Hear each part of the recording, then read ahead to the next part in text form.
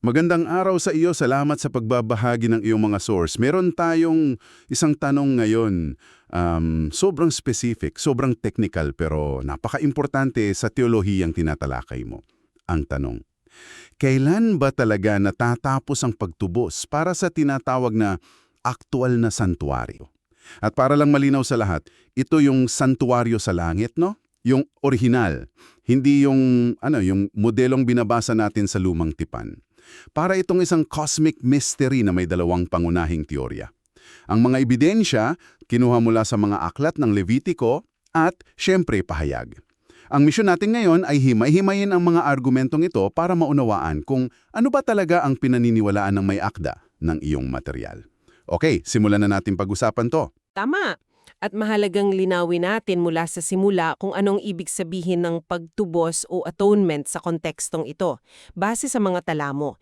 Kasi hindi lang ito tungkol sa pagpapatawad ng kasalanan. May dalawang malaking bahagi ito. Una, ang tuluyang pag-alis ng posibilidad na magkasala pa ang mga matuwid na nilalang, parang isang spiritual upgrade kung iisipin. At ikalawa, ang pagbibigay ng huling hatol sa mga nagkasala. So sa madaling salita, ito yung kabuuang paglutas sa problema ng kasalanan sa buong sansinukob. Kabuuang paglutas. I like that. At ayon sa source mo, may dalawang pangunahing teorya kung kailan nangyayari ang finale na ito. Ang una, sa unang pagkabuhay na maguli. Ang ikalawa, pagkatapos pa ng 7 salot, magkaiba yung timing. Oo, at malaki ang implikasyon ng bawat isa. Ang pagkakaiba nila ay hindi lang ilang araw o taon, kundi kung ano ang mismong purpose ng mga huling kaganapang ito. Talakayin natin ang lohika ng bawat isa. Sige, himayin natin yung unang pananaw. Pero bago mo pa ipaliwanag, ang unang pumapasok sa isip ko ay, kung tapos na pala sa unang pagkakabuhay ng maguli, bakit may 7 salot pa? Parang redundant. Parang tapos na yung pelikula pero may isa pang maingay na eksena?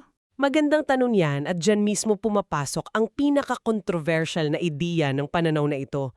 Ayon sa paliwanag na ito, ang unang pagkakabuhay ng mag-uli ang sukdulang patunay, ang grand finale ng ebidensya na ang mga utos at karakter ng Diyos ay totoo at makatarungan. Sa sandaling mangyari yan, lahat ng pagdududa sa isip ng mga anghel at iba pang nilalang sa langit ay nawawala. So para sa kanila, yung patunay, hindi para sa mga tao sa lupa. Eksakto. Ang audience dito ay ang buong sansinukob. Dahil sa patunay na ito, ang kanilang malayang kalooban o free will ay nagiging perpekto. Hindi na sila kayang magkasala pa kasi lubos na nilang nauunawaan ang kabutihan ng Diyos. Ito na raw mismo ang paglilinis o pagtubos sa aktwal na santuario sa langit. Bale, ang santuario ay nalinis dahil ang mga naninirahan dito ay naging perpekto na. Okay, teka, linawin ko lang. So sa ilalim ng unang pananaw, may dalawang magkahiwalay na paglilinis na nangyayari. Isa para sa santuario sa langit at isa para sa kung anumang nangyayari sa lupa. Parang masyadong komplikado. Hindi ba't ang kasalanan ay iisang problema lang na dapat lutasin? Dito nga pumapasok yung sinasabi mong komplikasyon, pero may lohika sa likod nito ayon sa source mo. Ang pagtubos sa santuario na binubuo ng Holy Place at Holy of Holies sa langit ay hiwalay. Hiwalay sa pagtubos ng altar of burnt offering. Sa pananaw na ito, ang 7 salot ay ang pagtubos para sa Hades na siyang katumbas daw ng altar. Wow, sandali. Bakit naging katumbas ng Hades ang altar of burnt offering? Saan nanggaling yung koneksyon na yon? Ito ang paliwanag. Kung ang santuario sa langit ay ang lugar ng awa at presensya ng Diyos, ang altar sa lupa ang lugar kung saan unang dumanak ang dugo ng mga handog. Ito ang simbolo ng hatol, ng kabayaran, ng kamatayan bilang resulta ng kasalanan. Kaya, ang Hades bilang lugar ng mga patay at parusa ay ang ultimong representasyon ng konsepto ng altar.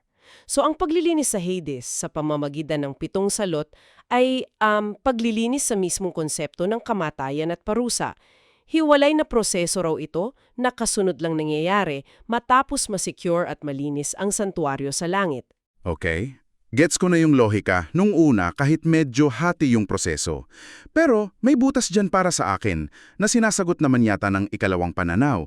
Sila naman nakatutok sa isang specific na verse sa pahayag para sabihing hindi pa tapos ang lahat, tama ba? Oo, ang buong argumento ng ikalawang pananaw ay nakasentro sa pahayag 15.8, yung nagsasabing walang sinumang makakapasok sa templo hanggat hindi natatapos ang 7 salot. At hindi lang yang basta nakasara ang pinto. Sinasabi sa talata na ang templo ay napuno ng usok mula sa kaluwalhatian ng Diyos. Usok. Anong sinisimbolo ng usok na yan? Sa lumang tipan, ang usok o ang ulap sa loob ng templo ay madalas na nangangahulugang may isang napakasagrado at matinding gawain ng Diyos na nagaganap. Isang gawain na napakabanal kaya't walang sino man ang maaaring lumapit. Ang interpretasyon dito ay ang 7 salot ay hindi isang hiwalay na event. Bahagi mismo ito ng pinakahuling yugto ng paglilinis ng santuaryo. Ang pagbuhos ng mga salot ay ang mismong aksyon ng paghatol na siyang magtatapos sa pagtubos. So, sa pananaw na ito, isang single continuous event yung buong proseso. Nagsimula sa unang pagkabuhay na maguli. Pero yung 7 salot, yun yung kasagsagan. Hindi pwedeng paghiwalain. Mas simple yung daloy ng kwento. Eksakto. Para sa mga naniniwala dito, ang pagbuno ng usok sa templo ay malinaw na senyales na in progress pa ang trabaho sa loob, hindi pa tapos. Ang pagtubos ay natatapos lamang kapag naibuhos na ang ika-7 salot at nasabi na ang mga salitang naganap na. Okay, so may dalawang magkaibang timeline para sa paglilinis ng santuaryo. Pero ang tanong, para kanino ba talaga ang paglilinis na ito? Kasi dito sa source mo, dito ako pinakanagulat. Lumalabas na hindi lang pala iisang klase ng tao ang pinag-uusapan dito. Hindi ito simpleng saved o unsaved. Tama. At ang pag-unawa sa mga kategoryang ito ay malangga para maintindihan kung bakit kailangan ng napakadetalyadong proseso ng paghatol. Hindi lahat ng nagsasabing tinubos ay nasa iisang basket. Okay, isa-isahin natin. Una, ang mga matuwid. Ito yung malinaw na kaso, yung mga star students, kumbaga. Sila yung napatungayan ng kanilang pananampalataya sa pamamagitan ng bunga o mabubuting gawa. Sila yung mga martyr na kasama sa unang pagkabuhay na maguli at magmamana ng 1,000 taong kaharian. Straightforward. Sunod ang kabaliktaran, ang mga masama. At napaka-espesifiko ng description sa kanila sa source mo. Hindi lang sila yung mga hindi naniniwala. Sila yung mga nagsasabi sa bibig na nananampalataya pero itinatanggi si Jesus sa kanilang mga gawa. Sila yung mga tumanggap ng dugo ni Jesus sa simula pero binali ang kasunduan. Para sa kanila, nasira na ang tipan. At ito yung pangatlo na para sa akin, aaminin ko, medyo mind-blowing. Ang mga hindi nasubok. Ito yung mga taong tumanggap kay Jesus at namatay kaagad pagkatapos. Ang klasikong halimbawa ay yung magnanakaw sa krus na nagsisi sa huling sandali. Dito nagiging fascinante ang usapan. Kasi dahil sa kanilang biglaang pagkamatay, hindi pa napapatunayan sa harap ng buong sansinukob kung ang kanilang pananampalataya ba ay totoo. Hindi nakita ng ibang nilalang, tulad ng mga anghel, kung sila ba ay tatalima sa tipan kung nabigyan sila ng mas mahabang buhay. May question mark pa rin sa kanilang kaso, hindi para sa Diyos, kundi para sa mga nanonood. So paano nilulutas yung question mark na yun? Ayon sa source mo, ilalantad ng Diyos ang kanilang puso sa huling panlilinlang ni Satanas. Ito ay hindi para lituhin sila, kundi para bigyan sila ng pagkakataong patunayan ang kanilang kalooban. Para itong isang cross-examination sa isang cosmic courtroom. Ginagawa ito para makita ng buong sansinukop na ang desisyon ng Diyos na iligtas sila ay tama at makatarungan. Walang magiging duda na ang kanilang pananampalataya kahit sandali lang na ipakita ay tunay. So after all these timelines and categories of people, saan to lahat hahantong? Dito na pumapasok yung pinakamatinding konsepto sa source mo, ang lawa ng apoy. Ito na ba ang grand finale ng lahat? Ito ang pangwakas na yugto, ang tuluyang pag-aalis ng lahat ng bahid ng kasalanan. Pero bago ito, may serye ng mga paghatol, nariyan ng 7 salot. Pagkatapos niyan, Ayon sa source, ay ang pagbabalik ni Jesus para hatulan ang hukbo ng halimaw at ang pagsunog sa unang langit at lupa. Bawat yugto ay isang hakbang patungo sa tuluyang paglilinis. At may isang partikular na detalye dito na kapansin-pansin at medyo nakakagambala. Ang mga makasalanan daw ay bibigyan ng bagong katawan sa lawan ng apoy. Sandali, bagong katawan. Para saan? Akala ko parusa yan. Ito ay para matiis nila ang parusa ng sapat na katagalan upang mabayaran ng buo ang kanilang mga kasalanan. Isang katawan na nasusunog pero hindi agad nauubos. Ang ideya ay hindi ito walang hanggang pagpapahirap para lang sa paghigante. Ito ay isang parusa na may sukat at may katapusan na nakadepende sa bigat ng kasalanan ng bawat isa. Grabe, sandali. Kailangan nating namnamin yan. Ang bigat ng imaheng yan. Isang parusang sapat lang para sa kabayaran, hindi walang hanggan. That's a huge theological statement. Ibig sabihin, hindi ito eternal torture, kundi isang just sentence na may katapusan. Kapag nabayaran na, tapos na. Yun ang espekulasyon ng may akda. Kapag nabayaran na ang lahat, sila ay tuluyan ng mapupuksa o maglalaho. Annihilation.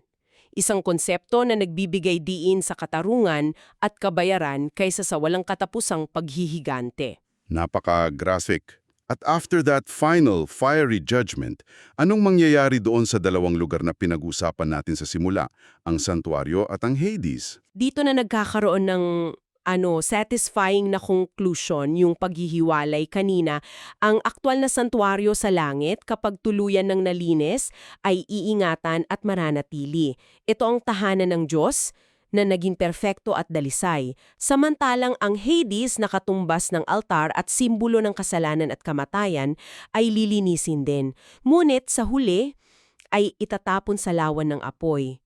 Ito ay simboliko ng tuluyang pagwasak sa mismong konsepto ng kamatayan at kasalanan. Ang santuario ay pinapanatili, ang Hades ay winawasak. Matapos natin suriin ang lahat, mula sa dalawang pananaw sa timing hanggang sa mga kategorya ng mga tao at sa huling pag-atol, malinaw na ang may akda ng iyong source ay may kinakampihan. Malinaw na mas pabor siya sa unang pananaw, na ang pagtubos sa aktwal na santuario ay natatapos sa unang pagkakabuhay na maguli. Ang 7 salot ay para na sa ibang bahagi, ang Hades. Oo, yun ang kanyang konklusyon. At kung titingnan natin ang kabuuang layunin sa likod ng lahat ng ito, ang pinakamensahe ng ilong source ay ang buong prosesong ito mula sa krus hanggang sa lawa ng apoy ay isang cosmic vindication. Isang pagpapatunay sa buong sansinukop, kasama ang mga anghel, na ang mga paraan ng Diyos ay parehong makatarungan at puno ng pag-ibig. Ito ang ultimong solusyon sa problema ng kasalanan, na ginagawa sa paraang walang sinuman ang makakapagduda sa katapusan. At para sa iyo na sumusubaybay sa talakayang ito, iiwan namin ang isang tanong na medyo philosophical at maaari mong pag-isipan. Ikinonekta ng source ang resulta ng lahat ng ito sa pagkakaroon ng perpektong malayang kalooban o perfected free will, isang estado kung saan ang mga nilalang ay hindi na kayang magkasala. Pero kung ang perpektong kalayaan ay nangangahulugang wala ng opsyon para gumawa ng mali, matatawag pa ba natin itong tunay na malaya? Ano ang kahulugan ng kalayaan kapag ang kasalanan ay hindi na isang pagpipilian?